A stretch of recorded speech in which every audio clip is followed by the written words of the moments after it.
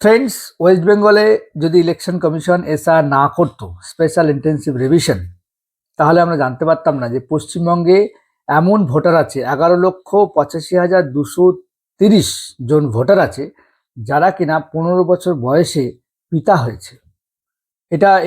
এই নাবালক পিতা কিভাবে ইলেকশন কমিশন ধরলো, এটা কিন্তু আজকের ভিডিওর মূল বিষয়বস্তু।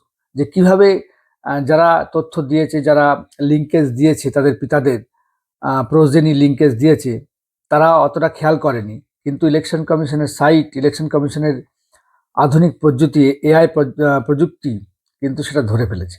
তো আজকের এই ভিডিওতে আমি ডিটেলসে আলোচনা করব যে কিভাবে এই যে 15 বছর বয়স, তার পিতার যে লিঙ্কেজ দিয়েছে, যখনকার লিঙ্কেজ দিয়েছে তখনকার হিসাব যদি ধরা যায়, তাহলে 15 বছর বয়সে তারা পিতা হয়েছে, এটা ধরা পড়লো। তার আগে কিছু তোমরা জানো যে 11 ডিসেম্বর এসআর এর ফর্ম কালেকশন কমপ্লিট হয়েছে রাত 12টার সময়। তারপরে কিছু কিছু তথ্য আসছে যেগুলো আহ, সমস্ত ইলেকশন সাইটে রয়েছে। সেই তথ্যগুলো কি কি না, 11,85,230 জন এমন পাওয়া গিয়েছে ভোটার যাদের 15 বছর বয়সে বিবাহ হয়েছে, 15 বছর বয়সে পিতা হয়েছে। একটা গেল। আর একটা হচ্ছে 40 বছরের ডিফারেন্স দাদুর সঙ্গে, এরকম পাওয়া গেছে প্রায় 3,29,150 জনকে। আচ্ছা, 85 লক্ষ ভোটারের বাবার নাম মিসম্যাচ, বিভিন্ন ভুল তথ্য রয়েছে। এবং প্রায় 13.5 লাখের এরকম ভোটার আছে যাদের বাবা মার নামে ভুল আছে বিভিন্নভাবে। এবং একজন ব্যক্তির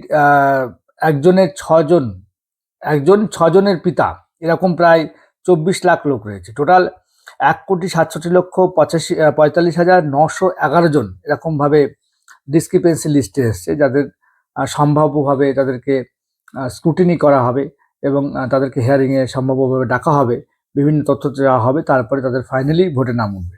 তো প্রথমে যেটা আমি আসি, যেটা বলেছি যে কিভাবে ইলেকশন কমিশন ধরলো যে 15 বছরের নিচে পিতার যখন বিবাহ করেছে, যখন তার সন্তান হয়েছে, তার বাবার বয়স 15 বছর ছিল। তো তোমরা জানো যে যে ফর্মটা দিচ্ছে, এসআর ফর্মটা দিচ্ছে, সেখানে একটা কিউআর কোড থাকছে। এখন তোমার যদি বয়স, সাপোজ ধরো তোমার বয়স, বা আমি একটা নাম উল্লেখ করছি, রাহুল। রাহুল 2025 সালে তার বয়স 30 বছর, এবং 2025 সালের বয়স তার 30 বছর, এবং তার যেহেতু 2002 সালে সে নাম নেই, সেজন্য তার বাবা বিমলের লিঙ্কেজ দিয়েছে। এখন বিমল যখন 2002 সালে তার পিতা লিঙ্কেজ দিয়েছে, তখন তার পিতার বয়স ছিল 22 বছর। তাহলে 2002 সালে রাহুলের পিতার বয়স যদি 22 বছর হয়, তাহলে 22 আর এই 23, এই যে 2025 অব্দি 23, তাহলে রাহুলের পিতার বয়স 2025 সালে হয় 45 বছর, তাই তো? এইবার রাহুল নিজে যখন ফর্ম ফিল আপ করছে, তখন তার বয়স দিচ্ছে 30 বছর। অর্থাৎ বিমলের বয়স 2025 সালে 45 বছর হচ্ছে, এবং রাহুলের বয়স তখন হচ্ছে 30 বছর হচ্ছে। এই যে ডিফারেন্সটা, এটা হচ্ছে 15 বছরের ডিফারেন্স। এখানে কিন্তু সন্দেহ দানা বাঁধছে যে যে লিঙ্কেজটা দিয়েছে, সেই লিঙ্কেজটা কি করে তার পিতার বয়স 15 বছর হয়, বা পিতা 15 বছর বয়সে তার সন্তানের জন্ম দেয়। এটা কিন্তু একটা বিশাল বড় ডিসক্রিপেন্সি। এবং কিভাবে এই ঘটনাটা ঘটেছে, মানে আমি বলতে চাইছি যে সবটা কিন্তু জল ন্যায়ের মধ্যে। কারণ তোমরা জানো যে আমাদের যে ভোটার কার্ড থাকে, সেই ভোটার কার্ডে কিন্তু আমাদের ডেট অফ বার্থ থাকে না। এরকম থাকে কি 1/1/2024 আমার এত বয়স, এরকম ভাবে থাকে।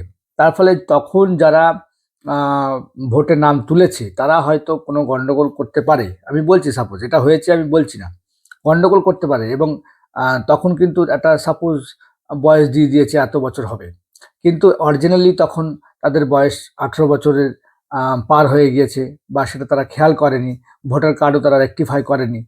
কিন্তু এখন যেহেতু টেকনোলজি এসছে, সেহেতু কিন্তু এটা ধরা পড়ে যাচ্ছে। কারণ আহ, বিমলও যেমন এসআইআর ফিল আপ করছে, আবার রাহুলও তেমনি এসআইআর ফিল আপ করছে, এবং দুজনকে পিতা এবং মা এবং হচ্ছে সন এবং ফাদারের রিলেশনশিপ দিচ্ছে, তখন কিন্তু দুজনেরই ম্যাপিং হচ্ছে, এবং ম্যাপিং হয়ে কিন্তু তাদের ডিফারেন্স বয়সটা খুঁজে পাওয়া যাচ্ছে। এটা কিন্তু খুব ডেঞ্জারাস। এই সমস্ত যে সমস্ত পাওয়া গিয়েছে, এই সমস্ত কিন্তু সমস্ত কিছু হিয়ারিংয়ে ডাকবে। এবং 58 লাখ তো এমনি বাদ, অর্থাৎ আপনার মৃত, তারপরে ডিসপ্লেস, তারপরে ডুপ্লিকেট, তারপরে হচ্ছে শিফটেড, এই সমস্ত করে 58 লাখ লোকের নাম এমনি তারা আনকালেক্টেবল ফর্ম, তাদের ফর্ম কালেক্ট হয়নি, বিএলওরা তাদের ফর্ম কালেক্ট করতে পারেনি। 58 লাখ, 58 লাখ। এইবার ডিসক্রিপেন্সি যে পাওয়া গিয়েছে 1,67,45,911 জন, এর মধ্যে কিন্তু সবাই ডুপ্লিকেট ভোটার না। এর মধ্যে অনেকের নাম বানান ভুলে থাকতে পারে, বাবার নামের নাম ভুল থাকতে পারে। সেগুলো প্রপার ডকুমেন্ট শেয়ারিং দিলে কিন্তু ফাইনালি তাদের ভোটার লিস্টে নাম চলে আসবে। কিন্তু যারা সত্যিকারে ফ্রড করেছে তাদের কিন্তু আসার সম্ভাবনা নেই। অর্থাৎ এই যে ঘটনাটা প্রকাশ পেয়েছে, এটা কিন্তু টেকনোলজির মাধ্যমে প্রকাশ পেয়েছে। অর্থাৎ এখন এত সুন্দরভাবে টেকনোলজি ডিজিটাইজেশন করার পরে যে তথ্য ভাণ্ডার তৈরি হয়েছে, সেই তথ্য ভাণ্ডার থেকে কিন্তু এই সমস্ত যে সামারিগুলো কিন্তু বেরিয়ে আসছে। তার ফলে কোনো ভোটারেরই মানে যদি সে ইচ্ছা করে ভুল না করে, আর তার সমস্ত কিন্তু তথ্য কিন্তু বেরিয়ে আসবে তার ডকুমেন্টের মাধ্যমেই। অর্থাৎ এখানে কিন্তু ফাঁকি দেওয়ার জায়গা নেই। অর্থাৎ যারা যারা ভুল তথ্য দিয়েছে তারা কিন্তু এবার এই হিয়ারিংয়ে কিন্তু বিপদের মধ্যে পড়তে চলেছে, এটুকু শিওর। সুতরাং আপনারা যদি কোনো তথ্য জানেন, ভোটের এসআইআর সম্বন্ধে আরও কিছু জানতে চান, অবশ্যই কমেন্ট বক্সে কমেন্ট করবেন। এবং আপনার মতে কী বলে, এসআইআর হওয়াটা কি ভালো হয়েছে কি খারাপ হয়েছে? এর ফলে কি আমাদের ভুয়ো ভোটার, মৃত ভোটার এবং আমাদের যে পলিটিক্যাল পার্টিসগুলো যেগুলো এরা এই সমস্ত ইউজ করে ভোটে যেতে, সেগুলো কি কম হবে? আপনি কি আপনার কি মতামত সেটা কিন্তু কমেন্ট বক্সে জানাতে পারেন। আমার ভিডিও ভালো লাগলে অবশ্যই লাইক করবেন, আমার চ্যানেলকে সাবস্ক্রাইব করবেন। Thank you, tata, bye by.